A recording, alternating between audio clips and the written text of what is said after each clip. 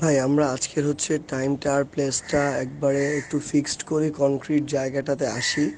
আসার পরে অ্যাকচুয়ালি মানে ওই নিয়ে যেতে হবে, ওই মেন্টালিটি নিয়ে যে এরকম টোকাই যদি 500 আসে, আমরা যদি 300 হই, তাহলে 300 মিলে ওই 500কে পিটায় ওইখানে শুয়াই দিব।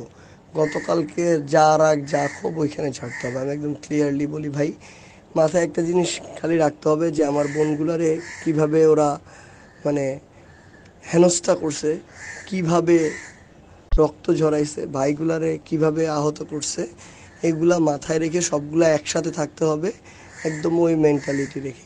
কেউ যদি টাচ করে তাহলে উড়াই দিব ভাই, না করলে সমস্যা নেই, কিন্তু করলে উড়াই দিব একেবারে।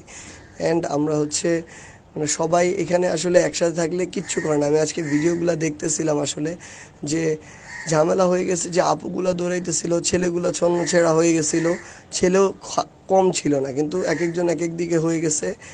কেউ 71 হলের দিকে, কেউ সূর্য সেনের দিকে, কেউ চলে গেছে হচ্ছে জসিমউদ্দিন হলের দিকে, কেউ মল চত্বরে মানে বিভিন্ন জায়গায় ছন্নছেড়া হয়ে গেছিলো।